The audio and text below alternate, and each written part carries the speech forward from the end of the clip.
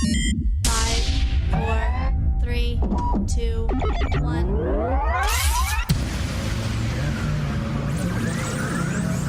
Ready. Just relax and enjoy the ride. In crowd, 815, in crowd, 815, in crowd, 815, in crowd, 815.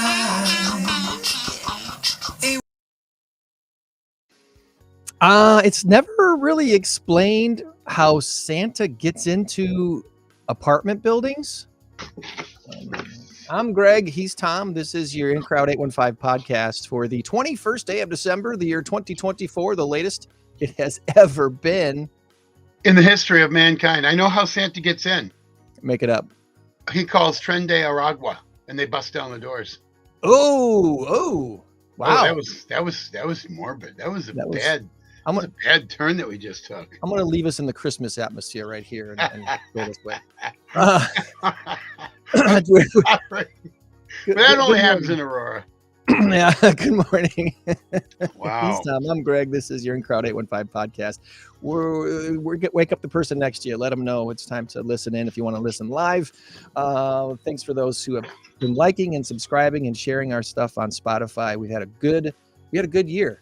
Person next to me today is this guy. Nice shirt. Yeah, I know. It's kind of cool. It's Arrow. Oh, it's a hoodie. It is. It's a hoodie. You got a bear with a hoodie. You got a bear with a hoodie. That's right.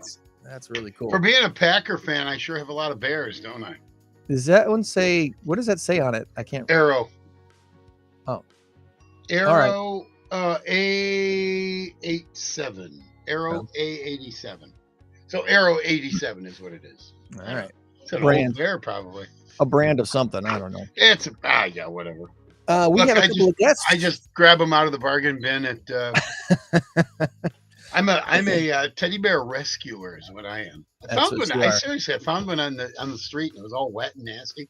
I brought it home. I cleaned it up, and it's one of my vast collections. And now he's being surveilled by the FBI. So we've got a couple of guests to introduce you to today. We're going to learn all about Mom's Angels and the RAVE, Rockford area venues and entertainment. They've got something really cool that we want to talk to you about today and share with you. But first, before we get to Rudy, let's do this.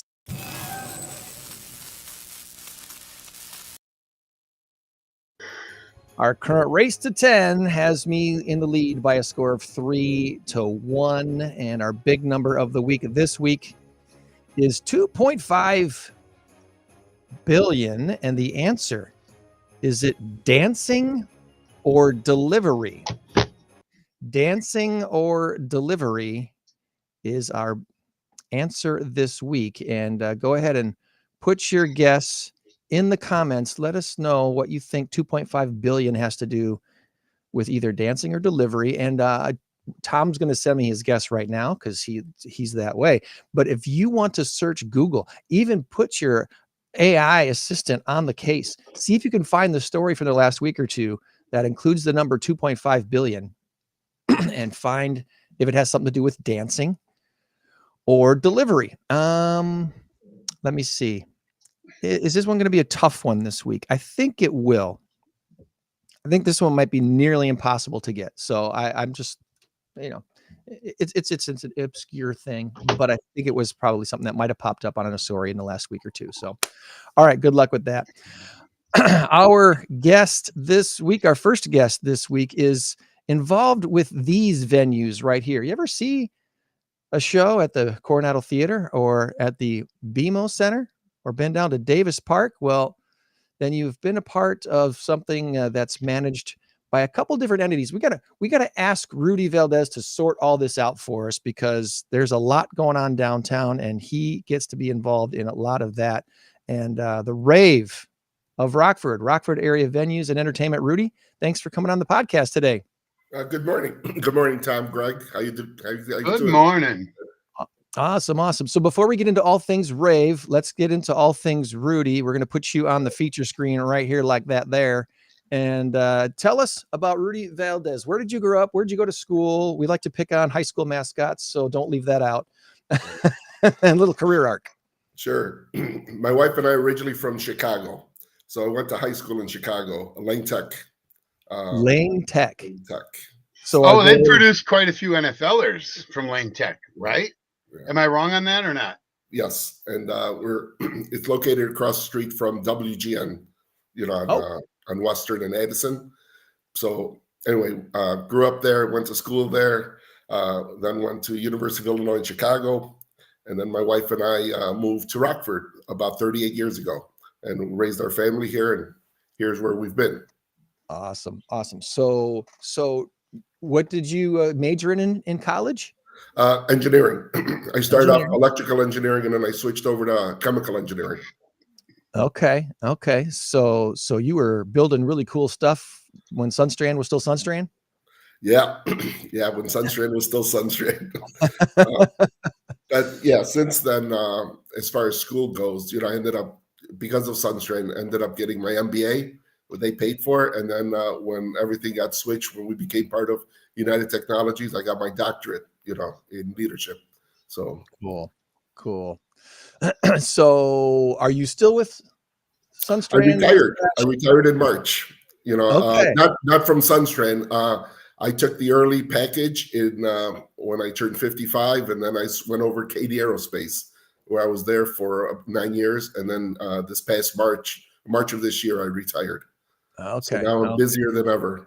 Well, yeah, I was going to say, congratulations on your retirement. You now have inherited a whole bunch of new jobs you didn't know you wanted to have. Yes. My dad just turned 78 this week, so he's been retired now for 17 years, something like that. And the dude is never not busy. He's got stuff going on all the time. 78 years old, and he's playing gigs on his birthday. Him and his band, the Garbage Pickers, were out performing at a retirement center on his birthday again this year. So that's the life of a retired guy.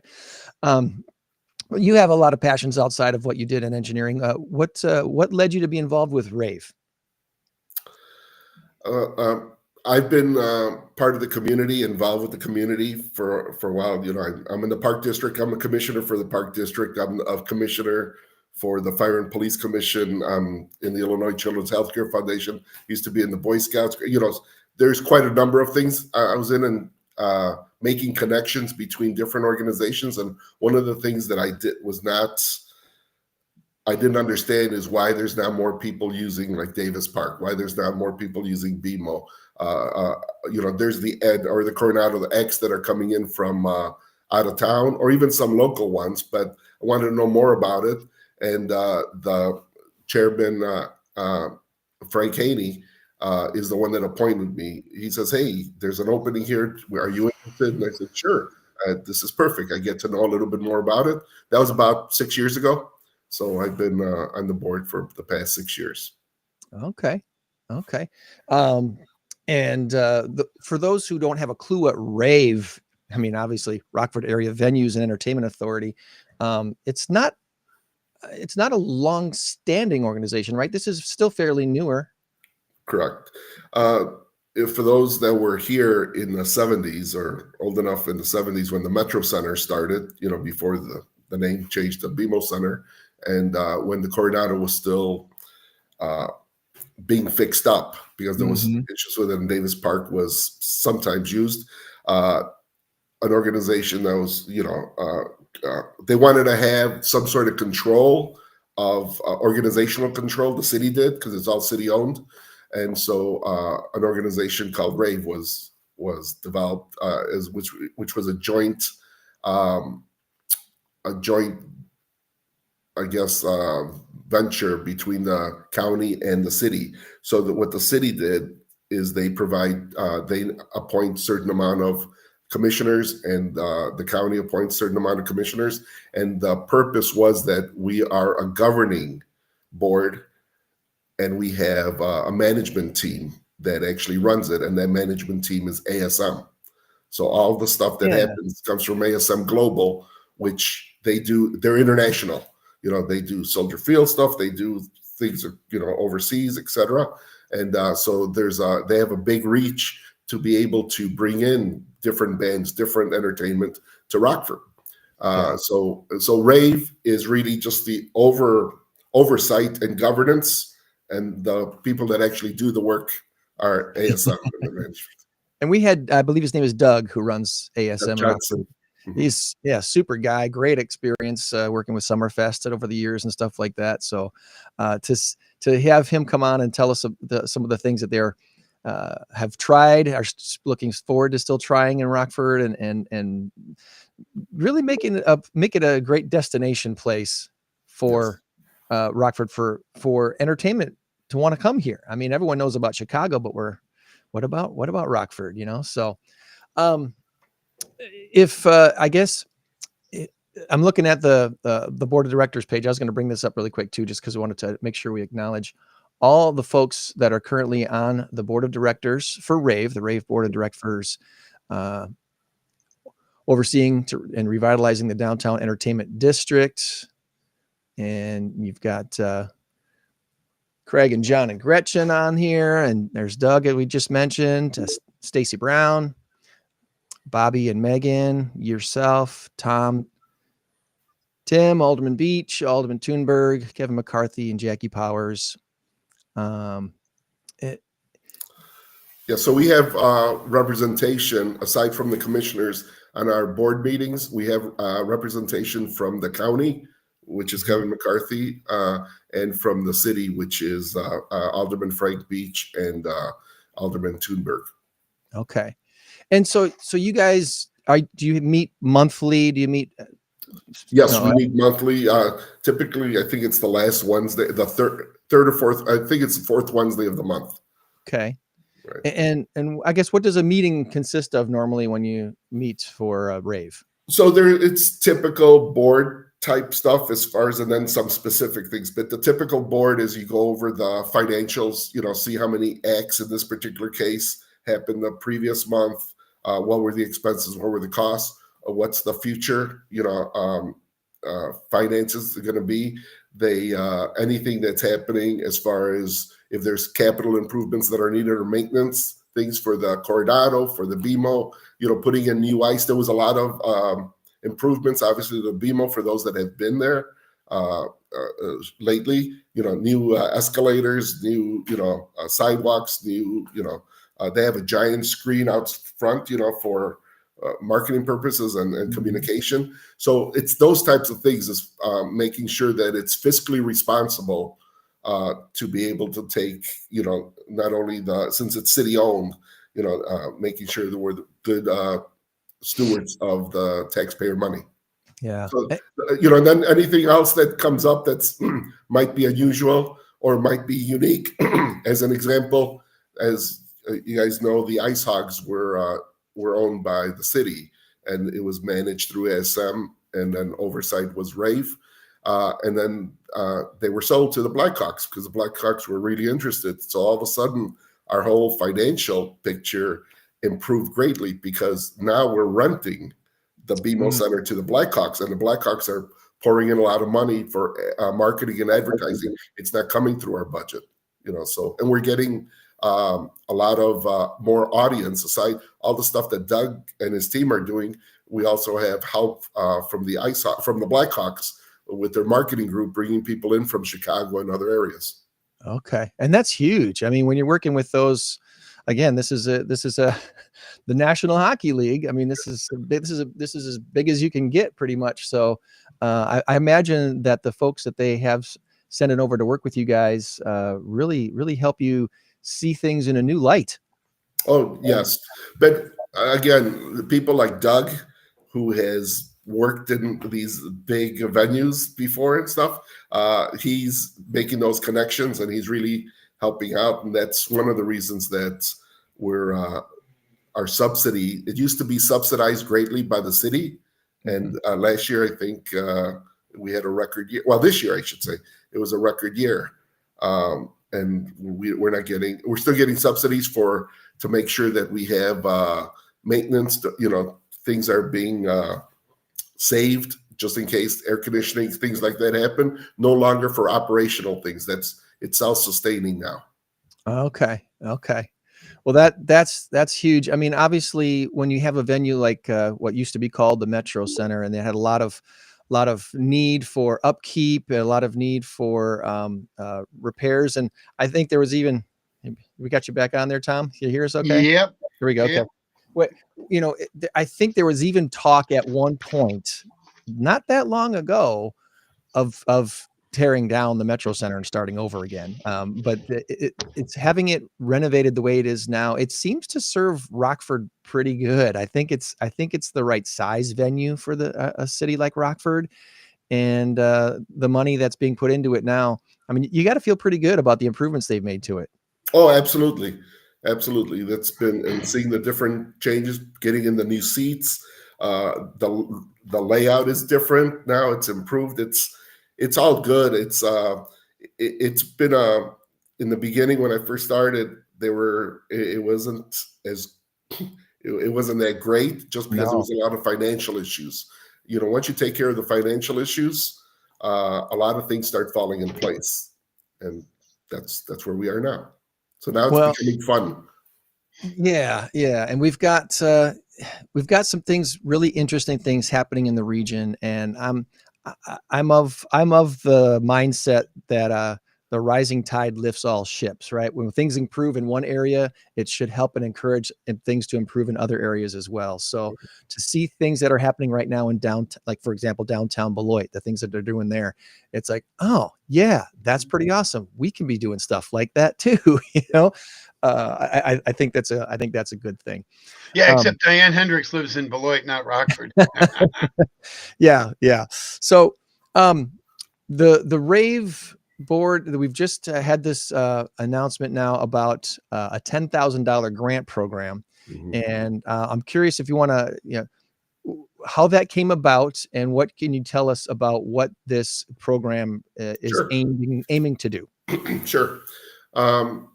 Again, one of the things that interested me years ago and now was trying to find out why people don't use the assets that we have here. And part of it is logistics, and part of it is, what you're trying to do might not require a 7,000 seat, venue. But I was more interested in the Coronado, because that's roughly 2,200 seats. And I know that there's a lot of community things that happen, like some naturalization ceremonies, at the BMO Center, as an example, the RPS 205 graduations at Hananiga and others are happening there. Rockford Promise scholarship ceremonies, and so forth and so on. So, and obviously Friday Night Flicks. Friday Night Flicks, Davis Park. Yeah. At Davis Park, right? Exactly. Yeah. And then, but there wasn't a lot of cultural events happening. And what I mean by cultural events, it's not, sure, we had cultural, like comedians and other things at the Coronado, but not local culture. So what we try to do that, and we have a committee, the DEIB committee, the Diversity, Equity, Inclusion, and Belonging Committee, and we're talking about how we can get more people to use those three assets. I keep on saying last year. This year in February, we had Black History Month. It was a grassroots effort working with NAACP, and they went ahead and did some performances on February 22nd of 2024 of this year.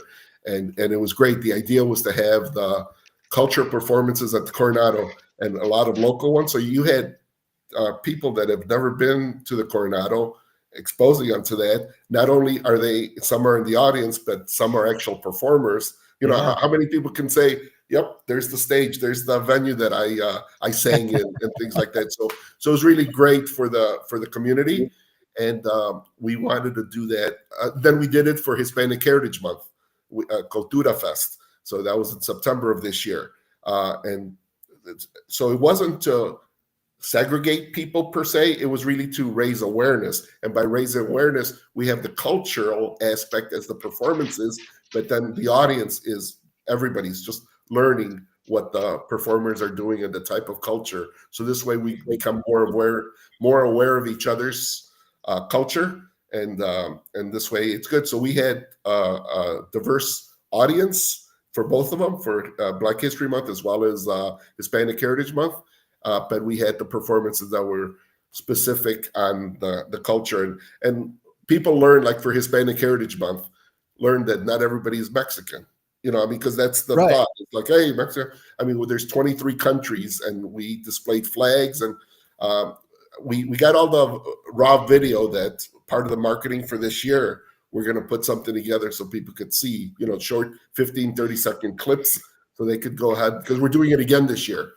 But in the process of doing it, we realized that, wow, you know, it's we don't want to go back to losing money, right? And you're getting more subsidies. Right. So there's that balance. We got to maximize profit, but at the same time, we need to really have the community use that asset. It's the community's asset. So let's go ahead. How do we do that? So what we did is like, hey, how about if we take some money and put it in a fund separate from the profitability aspect of things and have that available so as a grant fund. So if somebody says, I have an idea, they still have to go through the same process of using the Coronado or the BMO or the Davis Park. But let's say for the Coronado, what are you trying to do and why is this benefit to the community? And once all those are explained and it's accepted, here's the cost. Here's the estimated cost, because sound system, there's a lot of costs that go into performances, obviously. And depending on what people want to do, there's a big difference between someone just talking and people using instruments and singing and lights and so forth and so on. So the promoter, for lack of a better word, the local promoter will go ahead and submit a grant request of saying, hey, the estimate's going to be whatever, $6,000 for an event at the Coronado. We're putting in a grant request for $1,000. You know, so they fill out the forms, and then it goes through staff first to make sure that is this something that makes sense. Because if someone's never had any experience and they said, hey, I just want to have my daughter's birthday party in the Coronado, you know, that doesn't. Yeah, it's something that's truly for the community. Then it goes to the DEIB committee, you know, and then we go ahead and decide, hey, they're asking for $1,000. Does this make sense? And we have the option of changing that value up or down, depending on, you know, sometimes people don't know what to ask for. Some people ask and that's one of the things when I investigated the Coronado for an event recently, not earlier this year, one of the things that kind of caught me a little bit by surprise, not completely, but enough by surprise, was the ticket fees. You know, they have an agreement apparently with Ticketmaster where pretty much nearly every event at Coronado has to be ticketed through Ticketmaster. And that becomes very cost prohibitive for an organization that's trying to raise money for a fundraiser. Correct. So I still haven't tackled that one yet. That's this year, about the Ticketmaster thing, how we can work through that without violating any contracts, etc. But because for Black History Month and for Hispanic Heritage Month, it was first come, first serve. It was open seating, but we did have some reserved seats, so we were able to do things that way, you know. So anyway, so the idea is that we could go ahead and subsidize, for lack of a better word, someone that wants to do something. And obviously it'll be the better and the farther the reach to the community, probably the more money that they'll be able to get on the grant. This is the first year. It might not continue depending on this year, 2025 unfolds. And we put in just $10,000 for now. Next year, if it's successful, you know, there's a lot of people that are using it and it's really good, it might go up next year, or it might go away depending on what's going on. We don't want to establish a fund just for a particular group. It's like, hey, wink, wink. It truly is for the community. And there, if you go to asmrockford.com, that's where the application is, and we're starting in 2025. So I've got the link in the chat right there, the RAVE grant application, which you can look that up right there. And there might be other links at that link as well. But look up RAVE online too. You can find some stuff online. The BMO Center, the Coronado Theatre, and Davis Park, all part of this. If you're looking to have an event and you're just wondering how to maybe fund some of the setup costs of having this all happen, this might be able to be something that helps you out. With $10,000, do you have has the board kind of a goal in the back of their mind of the number of events they're hoping to fund in 2025 with this grant? Well, obviously, we want to maximize it. We'd like to have some of the smaller events, with a lot of people, but it's not, like for instance, a lot of speaking type events, with I don't know, the naturalization or some, where there's a lot of speaking and not music or anything like that. Those are fairly inexpensive. Those could be really, if they're $1,000, those might be covered completely. And then the other ones that are $10,000 might be able to cover 2,000 of that. I'm just throwing out numbers. So to answer your question, I think we're trying to maximize it, but I think it would be considered a win if we get 5. Okay. At least for me, an average of 2,000 each. You've got a 12-month calendar in front of you, and obviously this grant just got released, so the chances of having an event in January and February probably are slim. But if you could have one every month from March through the end of the year because of this grant program, that's $1,000 a month. $1,000 a month. That'd be pretty awesome. Right. And so if your group, if you're not for profit, if your company wants to put on something that's community based, this might be something to apply for and see if you can't make happen at a bigger venue than maybe you were actually planning for in the first place. So I want to encourage everybody to put the grant in, give it a shot, and see if this is something that will work for you. It looks like Kelly Frye is handling all of the grant requests that come in. So Kelly will get this stuff organized and get it before the board, it looks like. Correct. And hopefully we have a few, even if it's just a couple success stories in 2025 of this grant program, turning something that was small into maybe something bigger. I think that'd be a big win for Rockford. All right. For instance, with the NAACP Black History Month event that we had this year, there was a lot of people that showed up that had never been in the Coronado. That's awesome. It was a free event because the NAACP and their sponsors picked up the tab with help from some sponsorship from ASM also. They said, well, we didn't have a grant program, but they did, not charge for certain things, which was great. They said, okay, first time it's happening, let's try this out, as far as helping out. But we did see a huge benefit of people saying, I've never been here. This is a great venue. And now they're more inclined to come to other events, ticketed events, that are, or going to the symphony orchestra, which plays there. And, Get into these venues. It's amazing how many people in Rockford have never been to Anderson Japanese Gardens. Right. Here it is one of the world-renowned things, and we have it right in Rockford, and some people have never set foot in the place. That's just one of those examples that I think jumps out at a lot of us. It's like, why haven't I been to Anderson? These venues, the BMO and the Coronado and Davis Park, they're available to us, not just to attend, but maybe to utilize for our organization. So we want to bring on our second guest here in just a little bit. So before we transition over and do some trivia with Tom, is there anything we didn't ask you about, Rudy, that you want to make sure we get the message out this morning? No, I think it was the main message was that, as you pointed out, there's these great assets that we have that are not just for being in the audience, but actually have the opportunity to use them. So we could spread the word, about culture, about any other information that's beneficial to the community. Awesome. And that's what we're all about here on In Crowd 815. So we're looking forward to hearing some success stories. And when an organization gets granted one of these grants, we want to have them on here to talk about what they're going to do so we can help promote it. And we do that for free. So we're looking forward to do that as well. So, all right, Rudy, hold tight. We're about to do some fun stuff. And Linda, we're bringing you on here as well.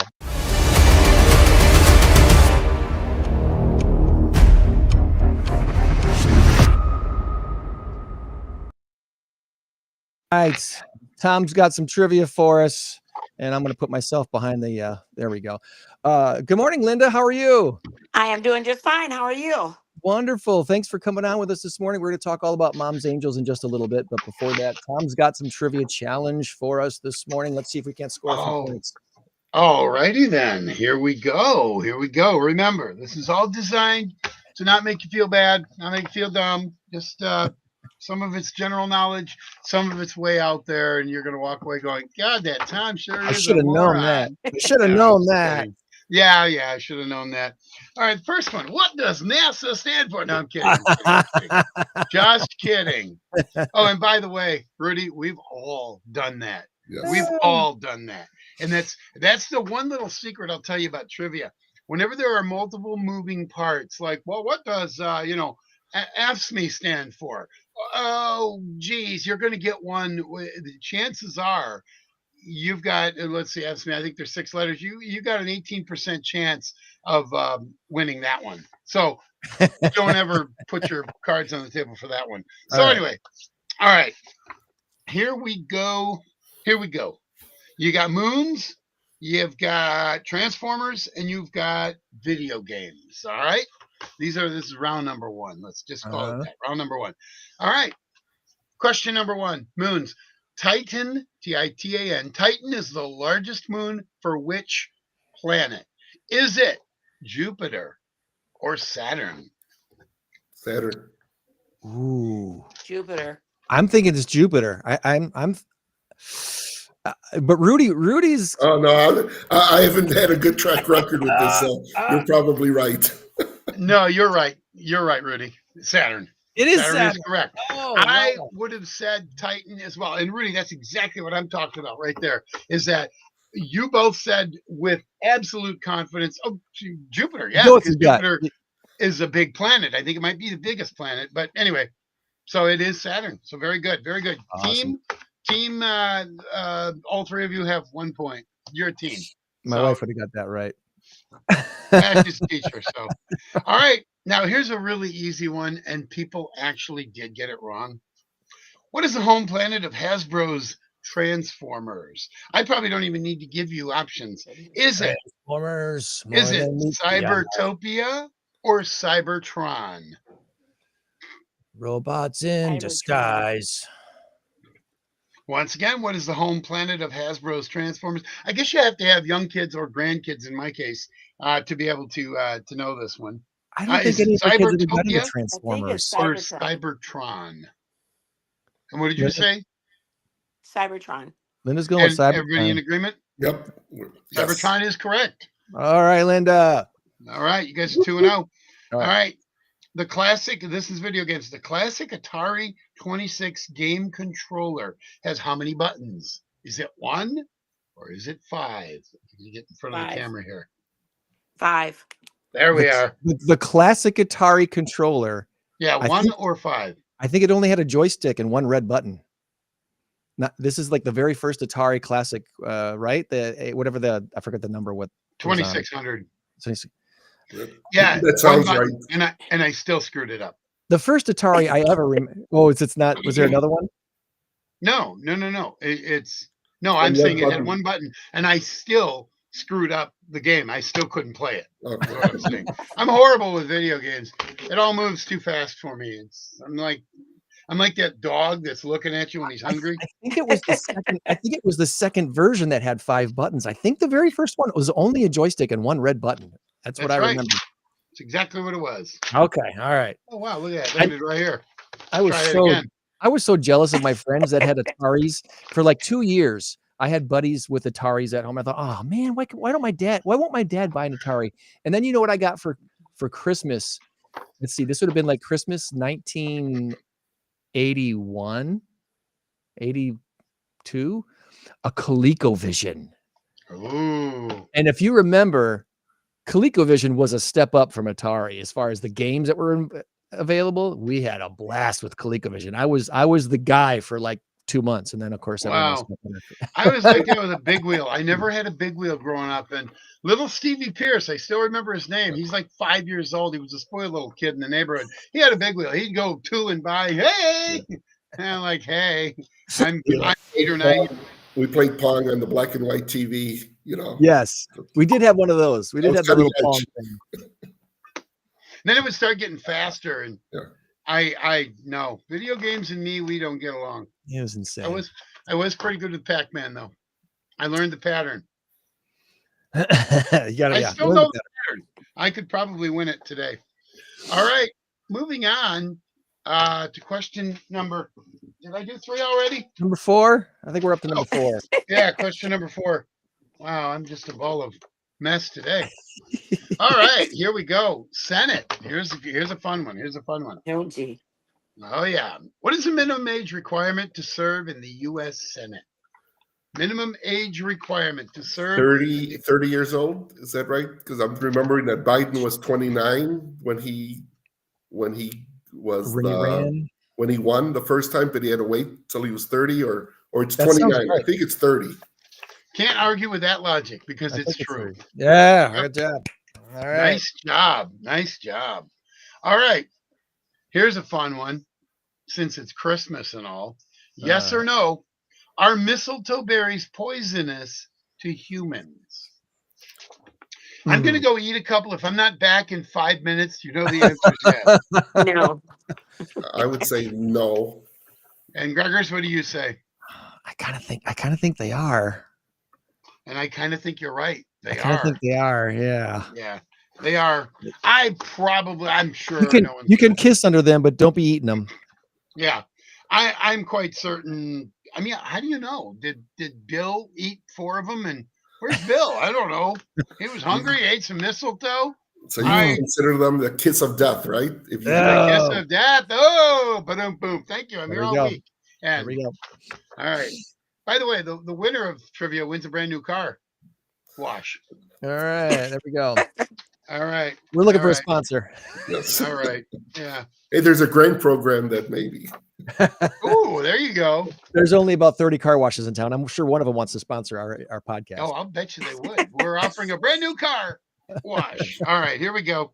We got one left, and then we got to go with the tiebreaker because everybody else gets 7, and you guys are kicking some butt. Oh, you did have 1 loss. I have to give you 1 loss on that. Right. 1 miss. All right, here we go. Rudolph the Red-Nosed Reindeer had a best friend. He was an elf. What was his name? It's not in the I song. just watched that too. It is not in the song. You're right. Normie or I'm trying to think of What was the kid's name that wanted to be a dentist? right, him. Timothy? The dentist? No, something E, Normie or something like that. Oh, Rudy, you're so close. I'm gonna give you enough time to hash this through. What time's the show at? 9. You have till 8:58. Toothy the elf. Oh gosh. I remember the dentist song a little bit, but I don't remember the elf's name. Rudy, what did you say? I said it was something like Normie, but it Normie. You got the second part of it, right? I got the second part. I remember that part. It's not Timmy. No. All right. Let me know when you give up. We'll need the bonus. We'll need the bonus question. Hermie. Hermie. So you were so close. You were so close. All right. Bonus Last question is Rockford trivia today. And this should be, Rudy, I don't want to put the pressure on you, but you should have no problem with this one. In what year was Rockford founded? If you need, it is 8 o'clock a.m. or something like that. The year that Rockford was founded. If you need options, I have options. If you don't know it. Is it 1852, perhaps? But no, don't count. Don't. I'm not counting. Don't worry. It's like chess. When you move it like that, I'm still holding on to the piece. 1880, I thought. 18, yeah. Rudy, you're completely. I just joined the Tinker Swiss Cottage Museum board, and I should know this answer too, and I don't. So, all right, here are your options. Okay. 1834 or 1848. 1834. 1834. Let's put all our chips in on 1834. Come on. Bingo. All right. I took one of the greatest classes I ever took was from Mr. Robert Borden. He was the teacher, and it was in 11th grade at the New Jefferson, because that's where I graduated from. And I took Rockford, or state and local history. This was part of the local history. I never forgot it. Rockford founded in Illinois founded in 1818, Rockford 1834. So there's something called the 1834 Society here in Rockford, Okay. and it's having to do with Rockford history and all that. You guys did quite well. We did all right, Rudy. We did all right. we did all right. You got 5 out of 7. All The right. record still right now is 6 out of 7, shared by 2 teams. But that's Thanks to okay. Linda for pulling out that Transformers question. Yes. That was great. Yes, was yes, awesome. absolutely. Well, like I said before, Rudy, we're looking That's a forward to wrap. having the groups on that get these grants so we can help them promote whatever events that they want to make happen in the Coronado or in the BMO or out there on Davis Park. Well, there's a parting question for you, Rudy.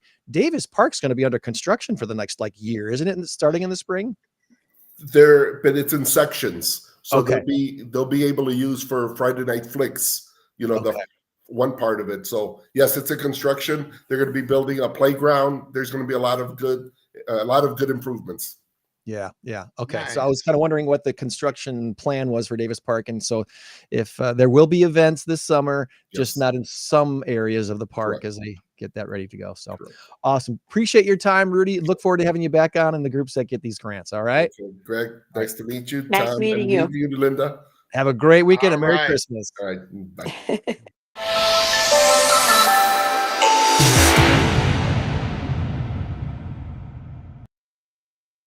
All right. Well, we let Rudy go and we put Linda in the featured box right there. Mom's Angels is what Linda is all about. And before we get to all things Mom's Angels, let's learn a little bit about Linda. Linda, where did you grow up and go to school, and what led you to start Mom's Angels? Let's start with the beginning though. Where did you grow up?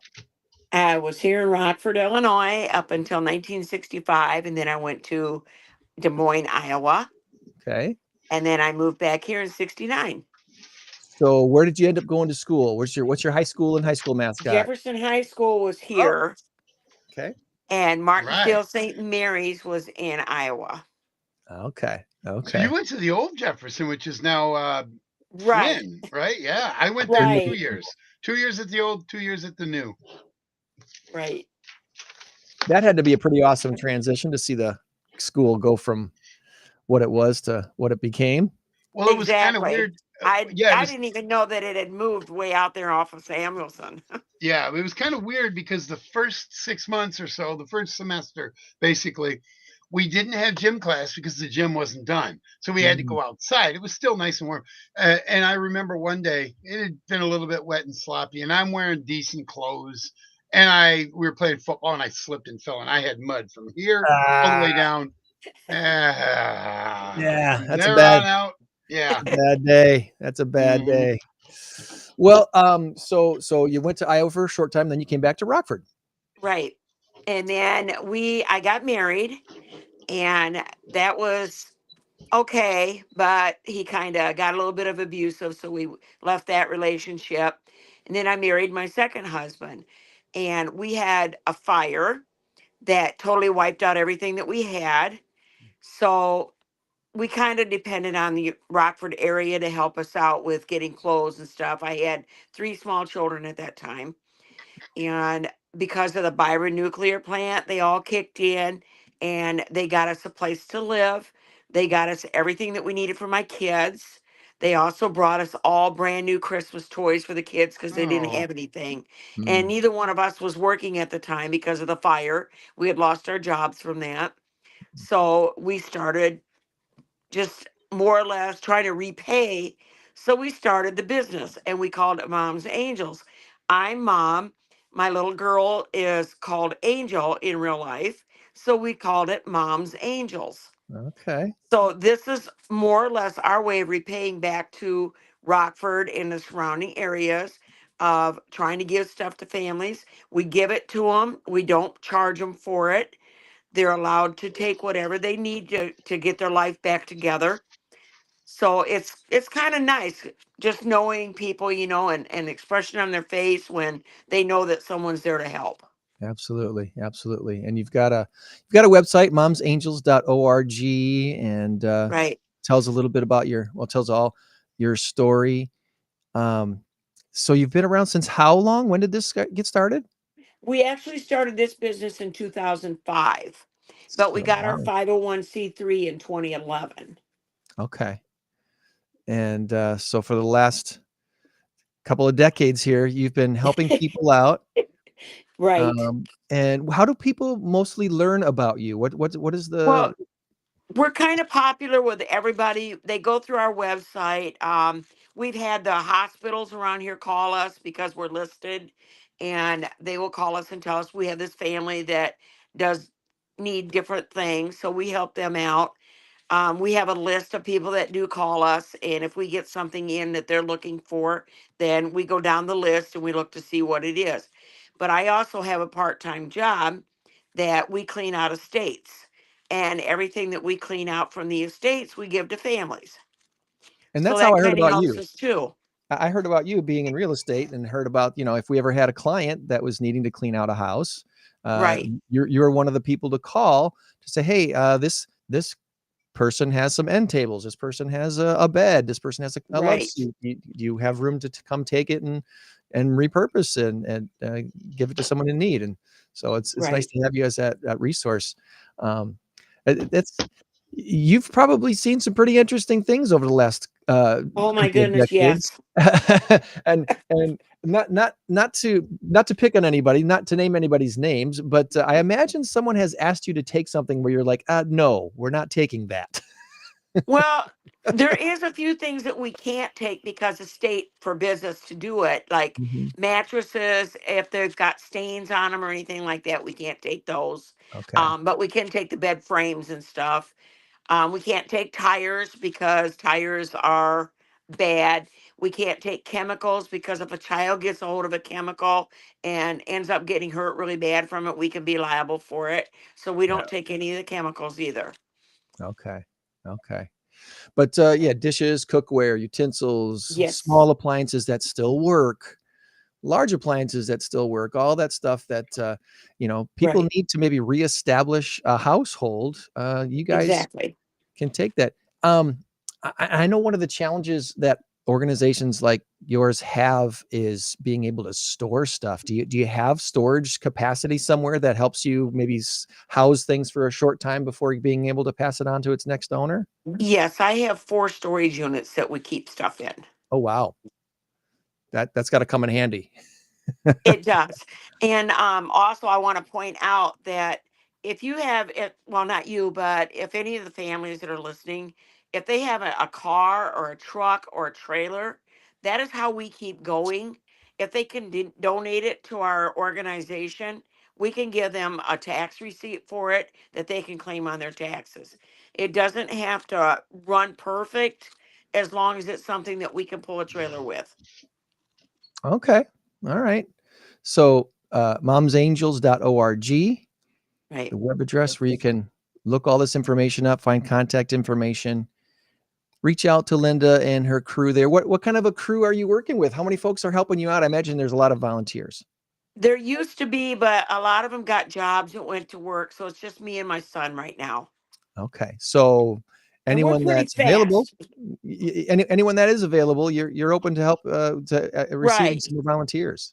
exactly. The main thing we're looking for right now is maybe a gentleman that is needing community service or just wants to volunteer to help maybe move the furniture into our trailers and stuff. My son has a little bit of a hard time doing that with just a dolly. Yeah. Yeah. Most things need 2 or 3 guys, right? The bigger things. Right. And we get a lot of big stuff like china cabinets and stuff like that. Yeah. Okay. Well, momsangels.org is the website. And if you have something to donate, or if you are aware of someone in need, reach out and let Linda and her crew know there. And uh, if you don't have what people are looking for, a lot of times you probably know people who have what people are looking Right. for, right? Your connections aren't just in this organization alone. There's some good ones out there that I'm sure you're connected with as well, right? Right. So Awesome. Well, we appreciate all this information today. Is there anything else you want to make sure we ask you about before we let you go? I don't think so. I think you pretty much covered everything. So momsangels.org. Reach out to Linda if you have any questions, and especially if you can volunteer. Anything on your Even calendar coming even up? the ladies, if there's ladies out there that want to just come and help pack up stuff, that would be fantastic. Okay.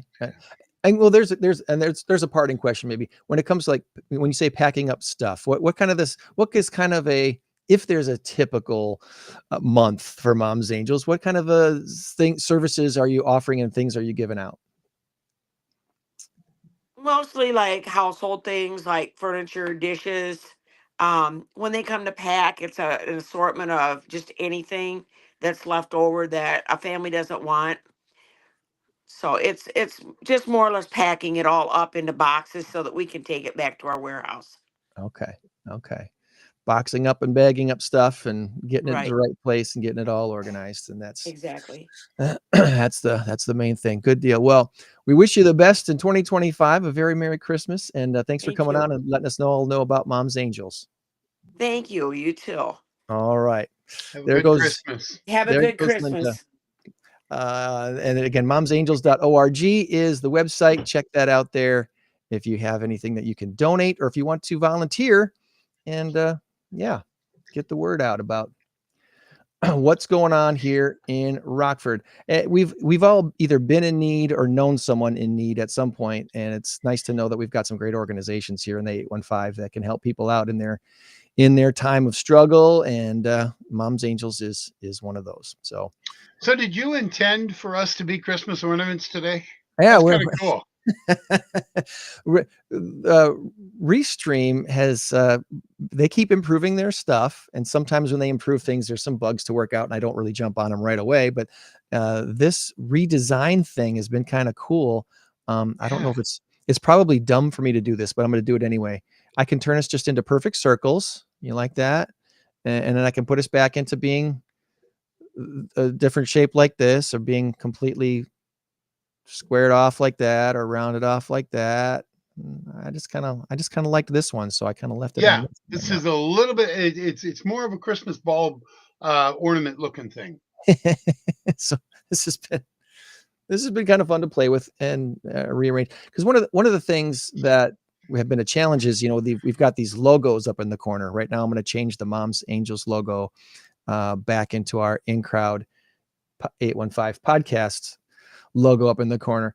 And there was a time when you couldn't move that. It had to be over on the other side, which is fine. And it's okay right now. But a lot of times I like it to be over there. And now I can move it over there. So thank you, Restream. That was a nice Christmas gift for all of us podcasters that use your I'm very impressed with Restream, by the way. I am too.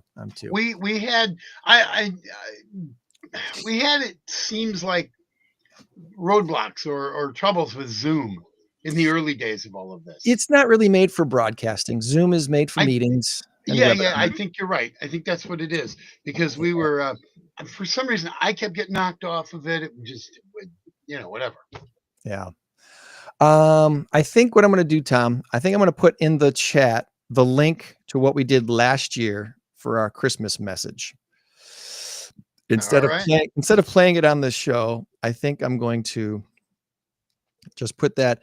This is last year's Christmas show, and the dramatic mostly AI produced reading of The Night When Christ Was Born, which I only had to edit a little bit. It actually did a pretty good job of putting together a story based on Luke chapter 2 and the Gospels of the night when Christ was born. So that's up there on the link right there. Information is on the description for today's show, and contact information for that grant application for RAVE, which I looked at, and I'm interested for us. I'm hoping to.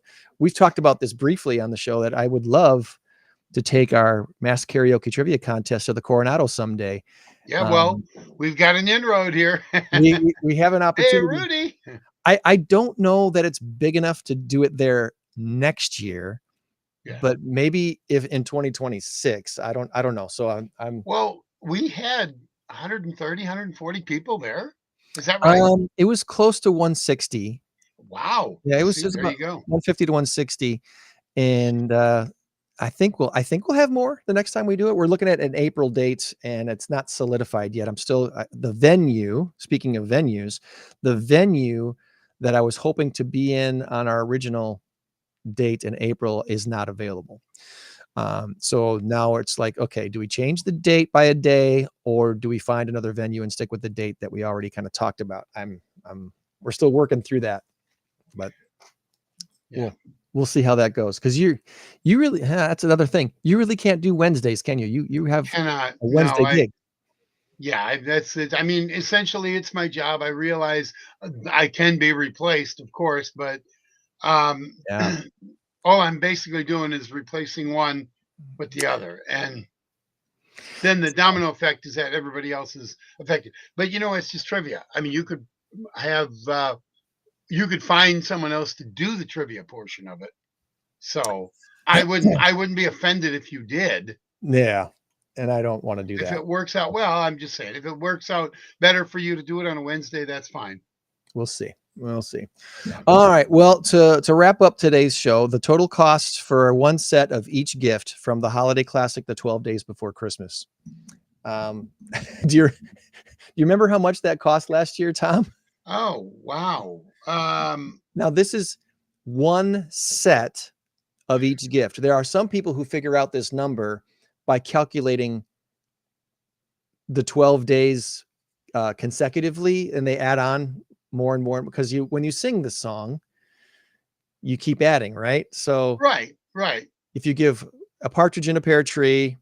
Yeah, but okay, but I'm confused, because is a partridge in a pear tree $10? How do you apply the value of it? I know, right? You'd have to know what, it changes 5 every golden year. rings cost. It changes every year. So here's the PNC Christmas Price Index is the one that people, I guess, go to the most for the 12 Days of Christmas list. And this year's 12 Days of Christmas will hit $49,300, which is up 5.5% year over year, 146% from the $20,000 cost in 1984, when this is when PNC started calculating the gift list. So over the last 41 years, the price of goods has slowed. Services, though, have accelerated. The most expensive gift this year, believe it or not, would be the 10 Lords a Leaping.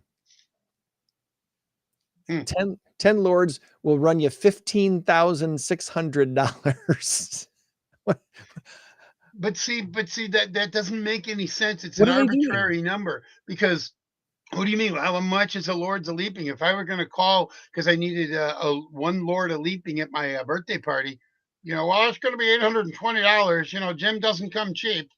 That doesn't make any sense to me. I can't wrap my head around it. This one's really well.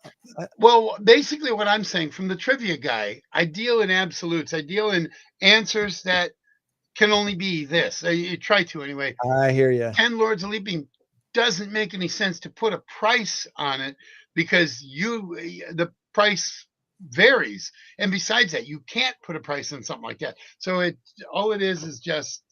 Let's see if this helps make any sense. For 41 years, PNC has calculated the prices of the 12 gifts from the classic song, The 12 Days of Christmas. So here we go. The total price this year, $49,263.47. A partridge in a pear tree will run you $370.18. Okay. This year's biggest percentage jump in price. The bird costs the same, but the tree is costing a little bit more this year. Okay. 2 turtle doves, $750. No price increase this year. But there's not really much explanation of what are you getting with 2 turtle doves? I don't know. 3 French hens went up 5% this year. But they're the second least expensive gift on the index. But what do you want with 3 French hens? What are you doing? No, 3 French maids. We'll talk. 4 Just kidding. 4 calling birds. $600. The 4 calling birds haven't changed prices for 10 years. Okay, 4 calling birds. They sing songs. They're cute. They're whatever. 5 gold rings. Shocking. 5 golden rings. Shockingly, no price change this year. The second straight year of flat pricing in the gold market after more than 5 years of price hikes. So, okay. So 5 gold rings. That seems to make sense. 6 geese a laying. Now, have you ever had a geese egg omelet? I've not. No. So geese on a growth streak, one of the most volatile gifts this year. Their price grew 15.4%. $900 to get 6 geese. That's, again, I don't, why? Wow, poultry has gotten very expensive. 7 swans a swimming, $13,000, Tom. Before we even finish this, let me just point something out. The 12 days of Christmas is basically a metaphor. Each of the days actually means something when it comes to really Christianity and religion. They're all significant something. So I explained that in a video last year, and maybe I can dig that one up and play it later. But it's our version of 8 Crazy Nights for Hanukkah. Is that right? No, it's our version of disguising beliefs so that people who want to maybe discriminate against you for having such beliefs, you can still get away with expressing your belief. Does that make sense? Okay. Let's see. Like the 10 Commandments or the 10 Rules of Etiquette. Just call them the 10 Rules of Etiquette. The 5 gold rings, I believe, represent the first 5 books of the Bible. Is it referred to as the Torah or the Pentateuch? The 5 gold rings, the Pentateuch. So the first 5 books of the Bible. 9 ladies dancing, $8,557. Okay, that's something, I guess, right? There's entertainment. 10 lords a leaping, $15,579. Why? Can we justify the expense of hiring even 1 lord a leaping, let alone 10? Is the price of this based on the fact that maybe this is like a Broadway show? I don't know. Is this a musical number in a Broadway show? Is that what this is all about? Is that what it costs to hire 10 actors who happen to be good dancers?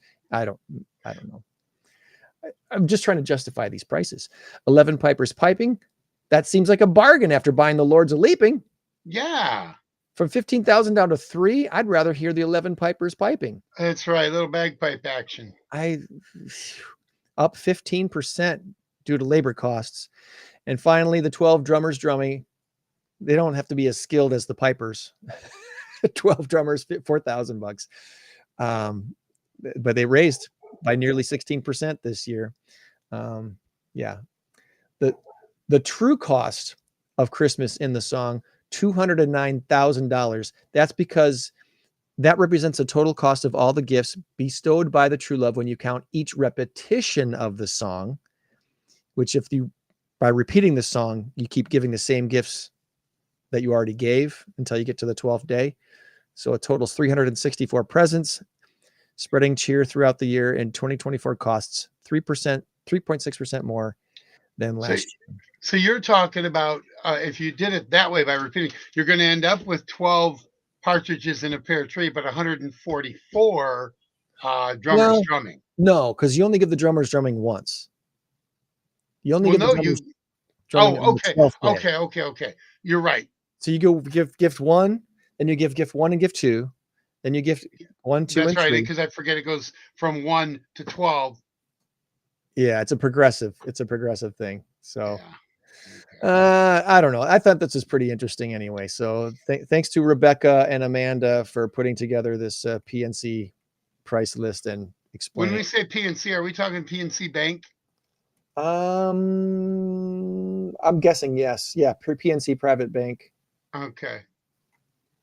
Um, All right. Well, no, I mean it's interesting. It's kind of cutesy and all, but I'm still I can't wrap my head around it because Lords of Leaping, drummers drumming, 4 calling birds, 3 French hens, 2 turtle doves. trying to get That's the a lot of price birds. on those. Trying to get an actual price, and you know what they need to explain is where they are buying these too. What country, maybe even what state.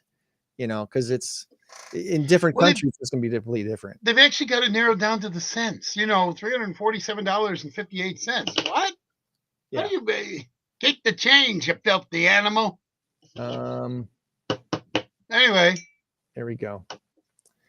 All right. I hope that was interesting and maybe somewhat entertaining for people that wanted to.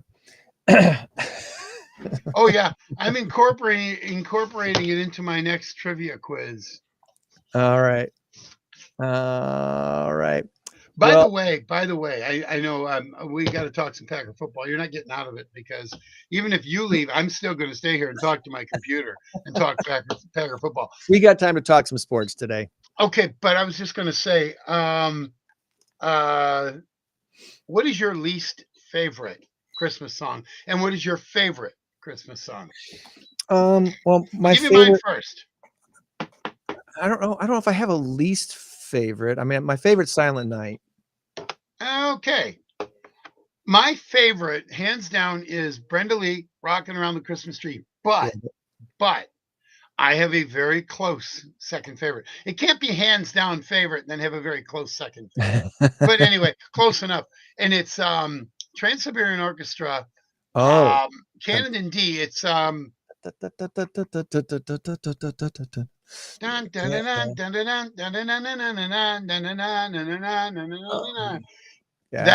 Paco Bell is canon in D, and Trans-Siberian Orchestra does a fantastic version of it. We won't play it on the podcast because then we'll get banned off of YouTube. I know. We used to play the Trans-Siberian Orchestra when we played Christmas music on 101 QFL back in the day. What I don't understand is that I own all my music. You own all your music. Why can't we play it?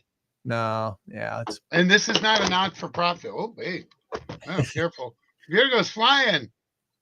Help, I'm falling and I can't get up. So my least favorite, it's a toss-up between about 3 or 4 songs. Little Drummer Boy, can't stand. 12 Days of Christmas, cannot stand. And I always hated the Pretty Little Dolly. The Pretty Little Dolly is... I don't think I know that one. I don't think I know that one. Abode. Oh, okay. So, yeah. Yeah, I mean, the fun you can have with the 12 days of I DJ'd a Christmas party a couple weeks ago, and we had a really fun time. We had 12 tables, so each table had to represent one of the 12 days of Christmas, and we did the song, and we turned it into a contest. So each table, when their day came up, they had to stand up and do something. So okay, you know, when there was 8 ladies dancing, you know, if the table hopefully had some ladies, they got up and danced. One of the table that had the 5 golden rings, they happened to find 5 like gold plates, and they held them up and spun around at the 5 golden rings. It was brilliant. So we made fun of that song and had a good time with it. I'm sure there's some goofy, odd Christmas song that I would maybe tag as my least favorite, but I can't think of what it is right now. Yeah, I'm doing an ugly Christmas sweater party tonight from 6:30 to 9:30 up at the G5 in Beloit, and I'm looking forward to it. I have my Christmas blazer. It's a bona fide Christmas suit, the pants, the tie, and the jacket, and yeah. That's what I'm doing today. Nice. Yep. Okay. All right. As far as our beloved Green Bay Packers, they really took care of business last week, so that was fun to watch. Big number. Huh? Big number. Let's do that before we get into sports. Yeah, that's what I figured. Otherwise, we're going to forget. Let's do that before we get into sports.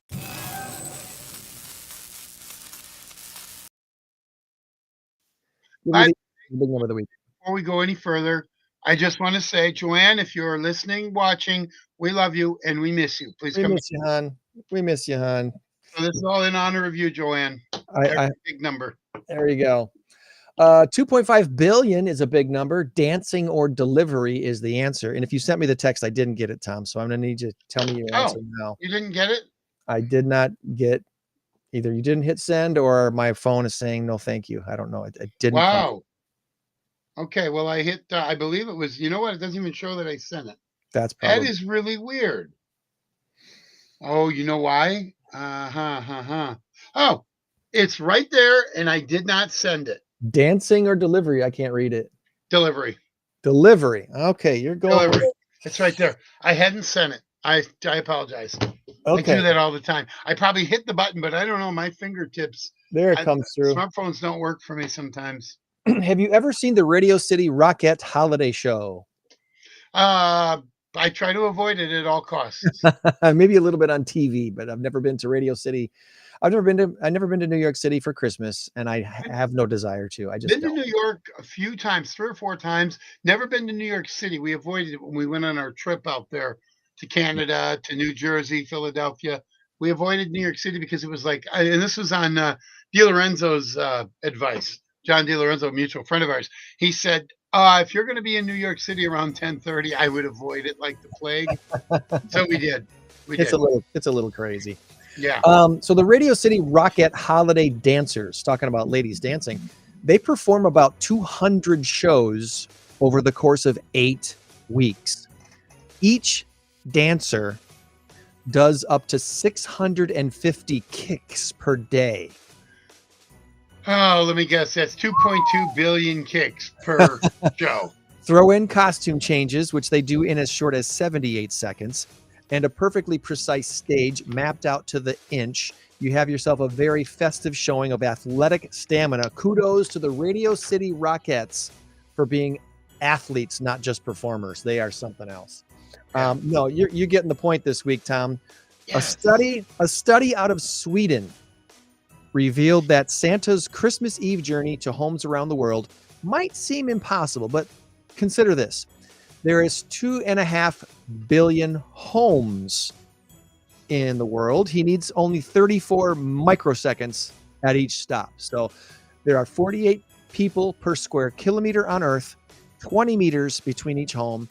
If Santa travels against the Earth's rotation, he has 48 hours to deliver all the presents. See, it's perfectly feasible. Well, of course. Perfectly. Santa lives, man. 2.5 billion homes on the planet. There you go. By the way, not to spoil anything, but if you haven't seen Red One, it's a pretty good movie. Don't let the little kids watch it. The teenagers, fine, whatever. But it's kind of interesting about how there was an underlying message about good between good and evil. There was an underlying message about, somebody wanted the naughty kids not to, to get their due and all that. And so anyway, that's all I'm going to say. It was worth it. It was an hour and 45, whatever. Well worth it. Worth it. It was good. All right. I'll probably watch it during Christmas week when I got some off time. Yeah. I hope I didn't spoil it for you. Next week on the program, we have Charmel Jacobs from the Rockford Rescue Mission. We're going to wrap up our year with the organization that actually won the $1,000 grand prize in our Masked Karaoke Trivia Contest in October, which we are hoping to do again in April. We haven't solidified the date yet. We haven't solidified the venue yet, so I'm not saying anything more than that. But we do have some of, I should say most of the organizations that participated in the first one want to participate in the next one. Obviously, they can't commit to it until we set a date and place. But the plan as it sits right now is to do a very similar event to we did to the first one. 10 teams, each playing for a local not-for-profit for a grand prize. All right. Can I ask one question? And I probably shouldn't ask this on the air, but you had mentioned something about you wanted to get a different venue or something. Why not Hilton again? They were fantastic. Oh, it's on the radar. It's definitely in the running because we had such a good time there. They treated us really well. Oh, they did such a great job. The only reason I'm not just automatically rebooking at the Hilton is we got an offer of a free venue. Gotcha. Okay. And Gotcha. so the free venue option is a really good. Free is nice. And by all accounts so far, it looks like it was going to work for the kind of event that we're putting on. So, And this is something on North 2nd, correct? 2nd Street? No. It's not okay. So But it's not the Union thing. No. Okay. No, that's not. You don't case. have to say where. I don't want you to throw anything out there that you're not willing to. Having Rudy on today, we would have had him on anyway. Okay. This RAVE grant program popped up on my radar about a week and a half ago. And I was like, we need to have them on the podcast. We need to talk about this.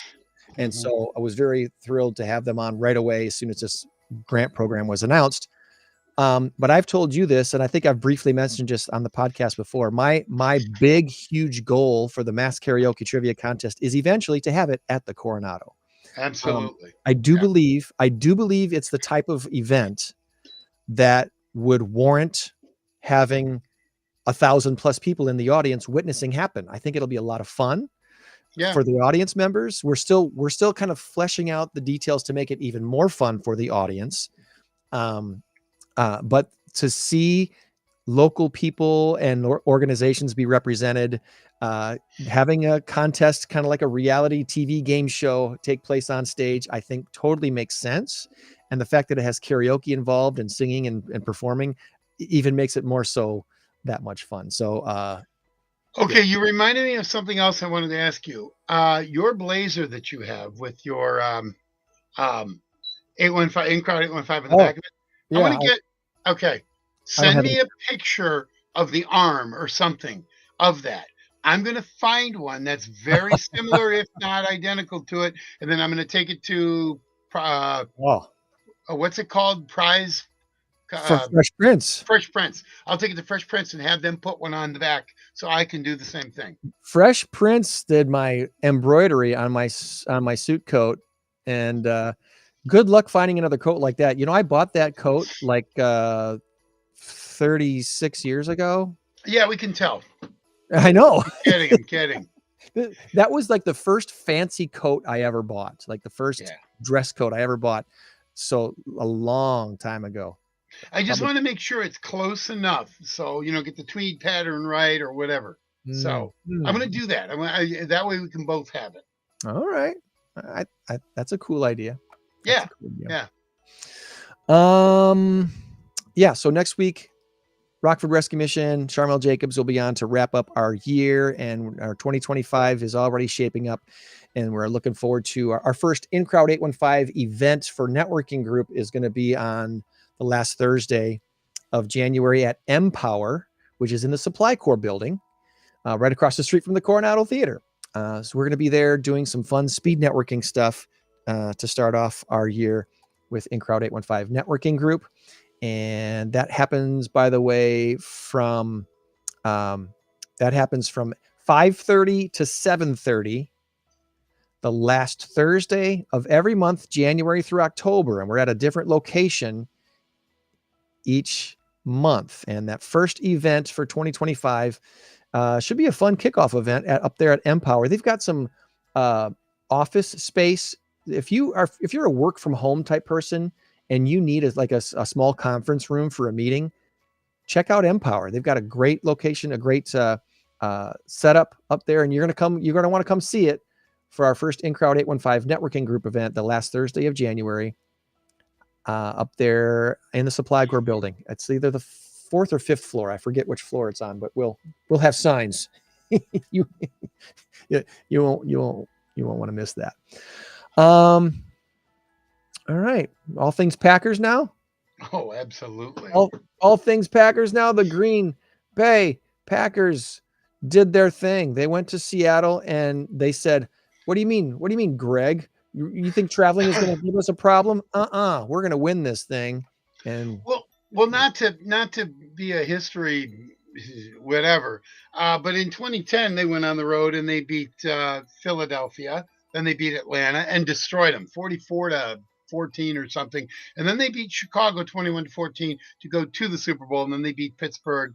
I believe the game was 35-17 31 or 34, 31 or something, 36, 31, something like that. Anyway, it can be done, and it very possibly will be done. My take on this is that Philadelphia is kind of a mess. They're not well coached. They're just a very supremely talented A team. lot of They're- talent. Yeah. They got so much talent, but Nick Sirianni is like a drama queen. He's always getting in tiffs with people. Grow up, dude. Come on. Stop arguing with people in the stands. Stop fighting with and your security guard is fighting with somebody to the point where you got tossed out of the stadium. It's just chill out. He's a And little that- hot. Yeah. A little bit. He just too weird. Minnesota. I have been saying this for a long time. They've won a lot of games with one score outcomes. Yeah. That Them and that's Kansas not City. sustainable. I don't see them going that far in the playoffs. Detroit has injuries up the wahoo. I mean, oh my God, they have been just decimated with injuries. And they literally have been decimated, because decimated means to reduce by 10. They have 10 or more injuries. So they are decimated. I think they had like 20. I think they had like 20 players on their list at one point with. But I also will remind you, and anybody who's a history of the Green Bay Packers will know that at one point we had almost 20 people on the DL in 2010 when we won it. So it can be done. But what I'm saying is Dan Campbell can be outcoached by Bob Smith from the Little League Giants over at Martin Park. He can be. He's. I'm not saying he's stupid. He's a good football man. He's a great coach in terms of rah, let's bite their kneecaps, let's get it done.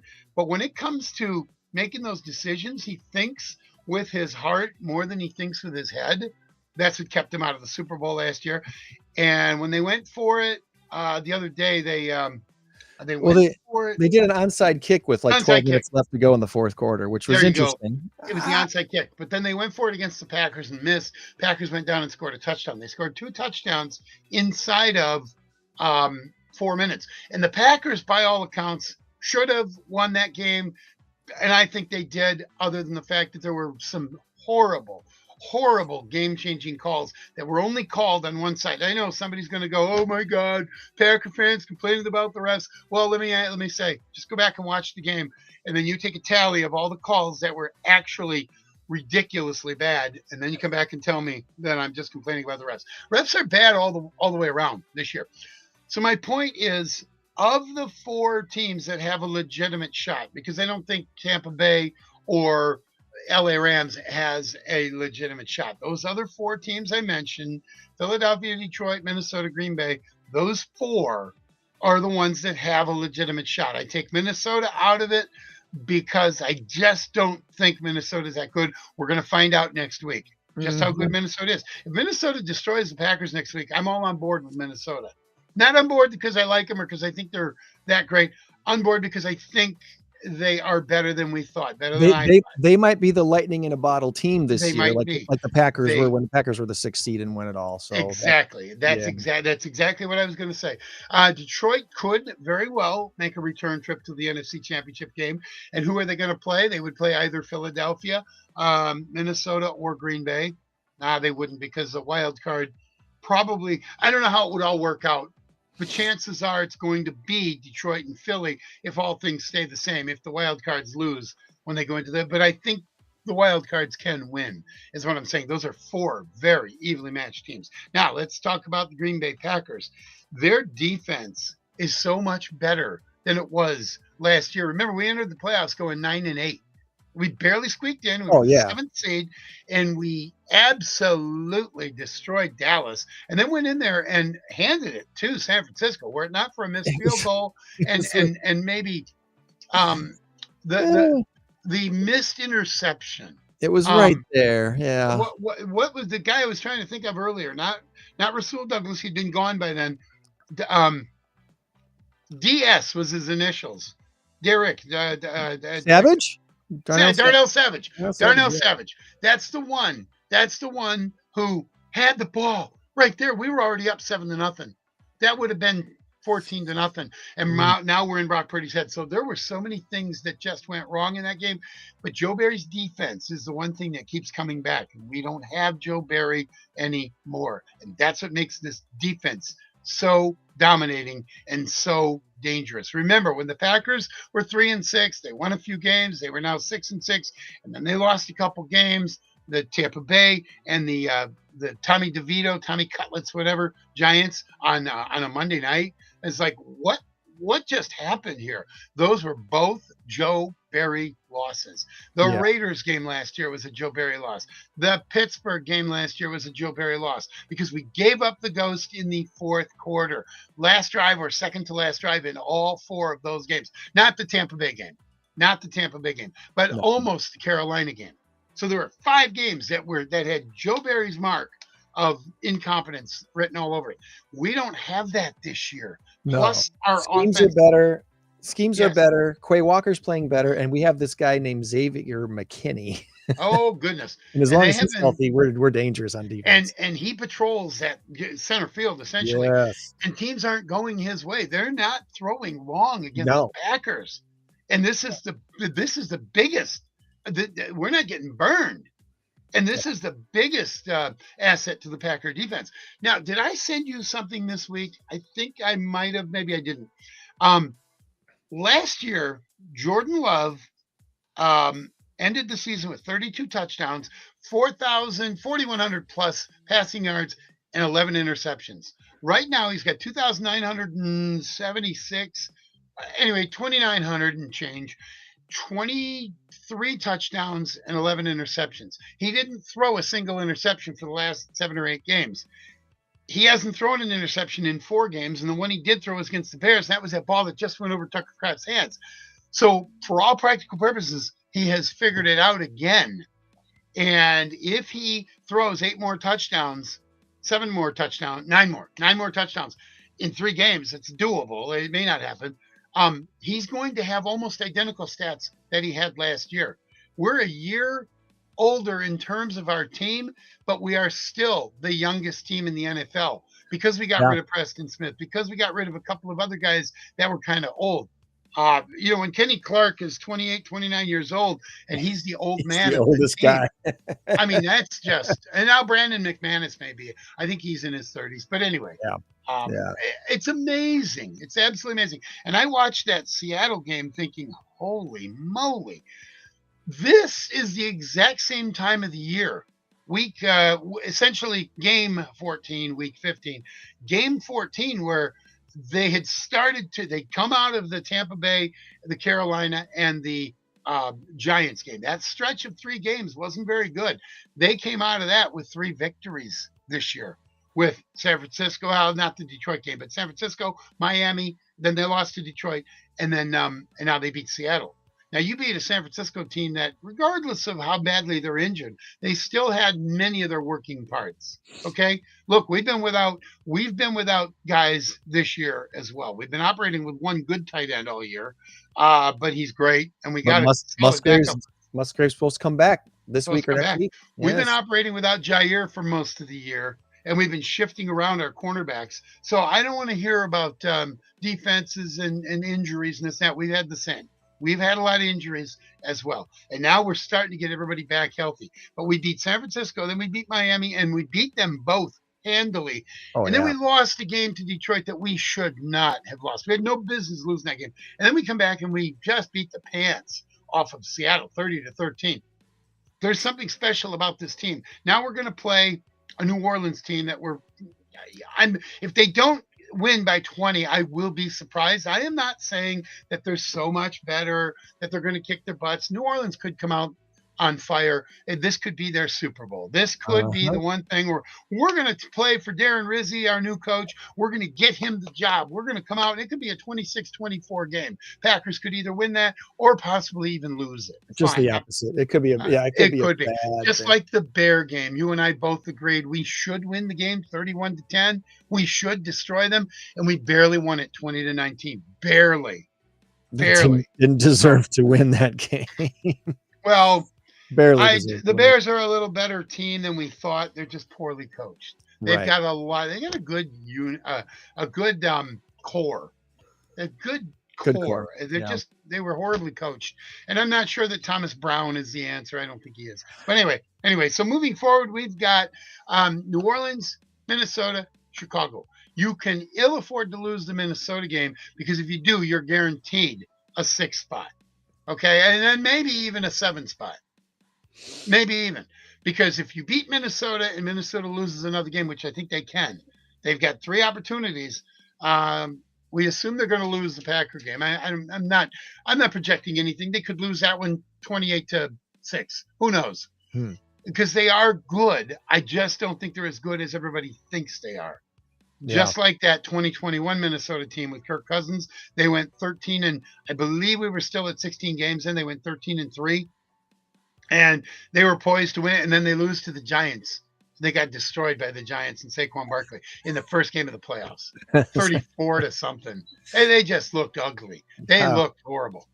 So we win out, and Minnesota loses obviously one game because if we win out, it means Minnesota lost that game, and then Minnesota just simply has to lose another game. And maybe they do. They have to lose 2. So I'm not holding out hope for a 5th seed. I'm okay with a 6, I guess. But let's just win out and not worry about the rest of it. That would be nice. I hope Matt LaFleur listens to his response to the questions that he's got in the last week about this last game, because he called himself out for not basically putting his foot on the throat and finishing. He could have done a better job in the second half of that game against Seattle to even run up the score even more. We should have been backup quarterback all of the fourth quarter. And absolutely, there is absolutely no reason to have Jordan Love out there when you're up by 20 points, 3 scores. When you're up by 17 or more, you cannot have Josh Jacobs out there. You cannot have Jordan Love out there and get rid of some of your receivers. Get Malik Heath in there. He criticized himself for taking his foot off the gas at the beginning of the second half. So I hope he reminds himself of that again and doesn't let that happen to the Saints. So we have all of our backups in there the second half. That would be awesome. And then get everybody rested for the Vikings, because the Vikings game is going to be pretty much the telltale sign of what the Packers can do in the playoffs. If they can take care of business with the Vikings, that should give them a lot of confidence going into no matter who they play against in round 1 of the playoffs. Well, if they beat Minnesota and they beat them handily, and when I say handily, I don't mean 38-10. I'm talking about, 28-20 or whatever, and there was really no doubt from the second quarter on, because we went up 17-3 at half, and then we scored a touchdown, and they scored a touchdown. Now it's 24-10, and now we score another field goal, and they get another touchdown. Now it's 27-17 or something like that. But the game was never really in doubt. That's what I call not just a victory, but a moral victory. That's when I say you really did do your job. You really did what was asked of you. You held them at bay, arm's length, whatever. You took care of business, and you did it in their home court, their home field. So that's what they need to do. You don't want to squeak it out with a 54-yarder and you win it 21-20. With 2 seconds on the clock. Yeah, fine, I'll take it. But I don't want to do it that way. We want it to be a little better than that, because you're going into the playoffs. You want people to fear you going into the playoffs. And right now, the only thing they fear is Josh Jacobs running up and down on you, because that's what you've been doing to teams, is just. Yeah, and I hope that Matt LaFleur also understands. I watched some of the press conferences this year with this week with Matt LaFleur, and they're saying, what happened in the second half? Why was it that Josh Jacobs, not just this game, but other games too, all of a sudden he can't do anything at the start of the second half? Okay, I can answer that. And I don't know. I don't really remember what his response is. Well, it's because they're adjusting in the second half, and they're saying, okay, we're not going to let Josh Jacobs beat us. Once you see that, boom, quick hitters. Coming to you, Jaden Reed. Coming to you, Dontavian Wicks. And then all of a sudden, we're going to do a play action, and we're going to go long. We're going to get a 35-yard or two. There's Watson down the yeah. And they've got all these weapons to do all these different things. And if Musgrave does come back healthy, and all you have these 2 strong tight ends, that's only going to help Josh Jacobs' run game, and it's going to give Jordan Love basically 2 outlet guys for those plays when they maybe run something deep that gets covered, and now he's got 2 tight ends he can throw to dump off and save a play. So Yeah, absolutely. Because Luke Musgrave will be your possession receiver right across the middle. Kraft, actually, he's most tight ends are possession receivers. They're not going to go. You're not getting tight ends unless it's George Kittle. He's been known to do this. He's across the 45, 50, 45, 40. He might go all the way, and he does. And that's good because he's on my fantasy team. I hope that happens. no. The great thing about that, by the way, let me just deviate for a second. I have George Kittle. I didn't play him against us, though. I didn't. Oh, yes, I did. Yes, I did. He ended up getting like 18 points or something like that, but we still destroyed. He was the only one that got a touchdown, and he got like 100 yards.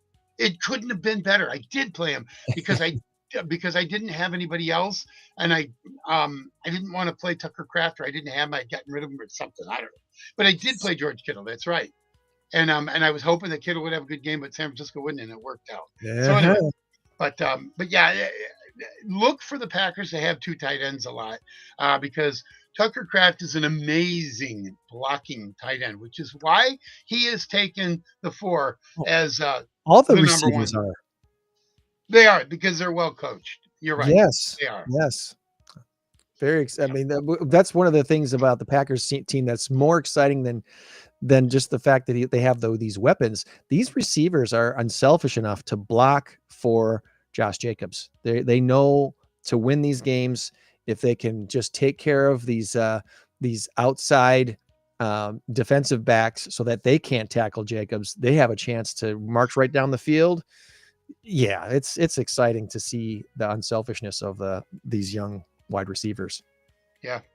It is amazing. I think it's going to be a good run for the next 3 weeks. Where are you going to watch the game on Monday night? In your own living room? Probably. Yeah, it's on Monday Night Football, which is ABC and ESPN, I believe. It's been nice this year that I think pretty much all the Monday night games have been on ABC, not just ESPN. I think they've had them on pretty much every week. So. I think the reason they're doing that is because DirecTV has had a dispute with ABC all year long. And so if it's, and which meant it was also ESPN because owned by the same company. They figured it out with ESPN, but I think they put it on ABC because of that. And I could be wrong on that. I could be way off. But anyway, it's nice because for a while there, I couldn't get ESPN for the first 3 or 4 weeks of the season. I would have to go to and I couldn't get ABC on my direct. I have direct stream. I couldn't get it on that as well. So I would have to go to the antenna channel, antenna ABC. And that's all I've been using now for a couple of years. Yeah. Okay. Getting the antenna TV. Awesome. All right. Well, Packers, Saints, Monday Night Football, and then the next night is Christmas Eve, and then the next day is Christmas Day. So, and we're gonna have football we're gonna have football like 5 days in a row. It's gonna be we're gonna have it Saturday, Sunday, Monday. I'm not sure about Tuesday, but then Wednesday. I think we have it on Christmas Eve, and then Wednesday, Christmas Day, Thursday night after, Christmas Day is on Netflix. It's crazy. You have Netflix, right? Did you say you did? I think we do still. Okay, we do. We've got them all. Anyway, quick prediction. What do you think, Packers? Oh gosh, well, I hope they play the Saints like I hoped they would have.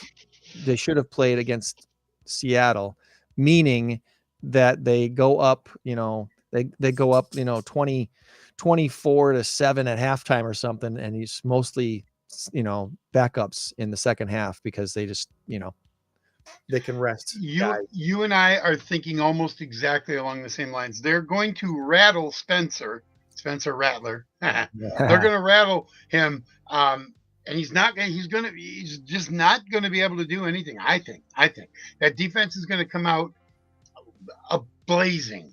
They're going to come out just absolutely hitting, running to the ball, doing what a defense should do, a championship defense.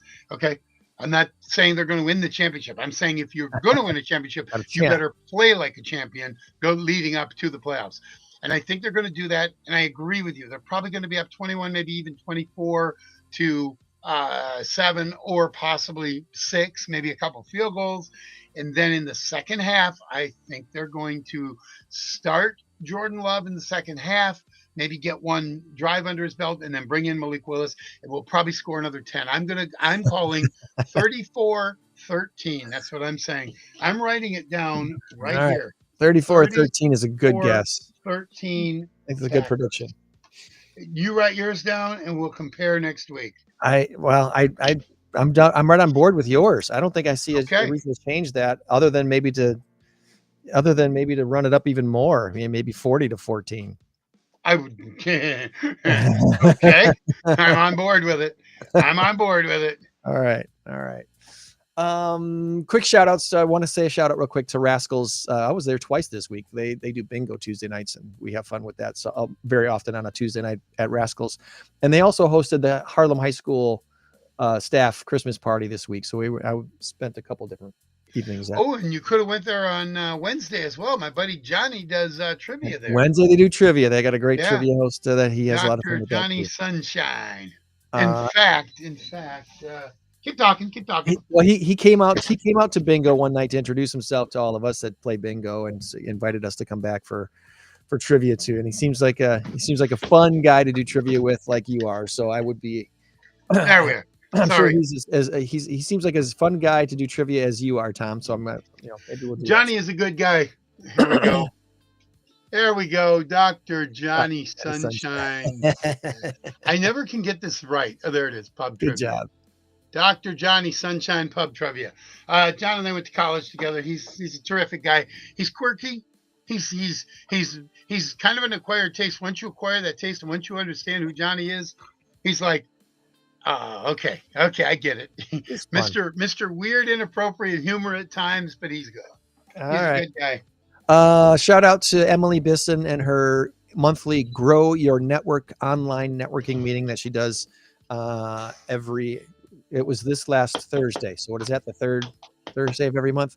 If you're on LinkedIn, look up Emily Bisson or look up Grow Your Network. And I encourage you to take part in what she does. It's a lot of fun. And finally, happy birthday again to Dad. My dad turned 78 yesterday. Oh, my buddy Dan from Tulsa, who I don't see him coming in. His birthday was yesterday. Happy birthday, Dan. Thank you. Next week, Charmel Jacobs with the Rockford Rescue Mission's on. Thanks to Rudy Valdez from RAVE, and thanks to Linda Young from Mom's Angels for coming on this week and telling us all about what they have got going on. And remember, you change the world when you help one person, so be a blessing to someone this week. We'll try to do the same. Meet you back here for the final show of 2024, your In Crowd 815 podcast. He's waving bye. All right. Goodbye. I have a problem, Greg. What? Yeah, well. I have a problem. We love you anyway. All right. Merry Christmas, everybody. Merry Christmas, everybody. Bye. 815 in crowd. 815 in crowd. 815 in crowd. 815.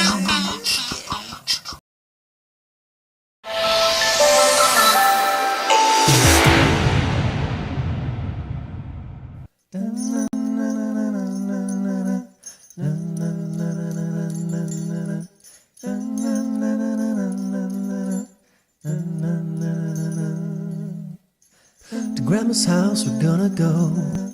It's way up north where they have lots of snow. Christmas songs on the radio. We got the holly and mistletoe, so many marshmallows in hot cocoa, candy canes and lights aglow. And just don't forget the snowman. Don't forget the snowman. Don't forget the snowman.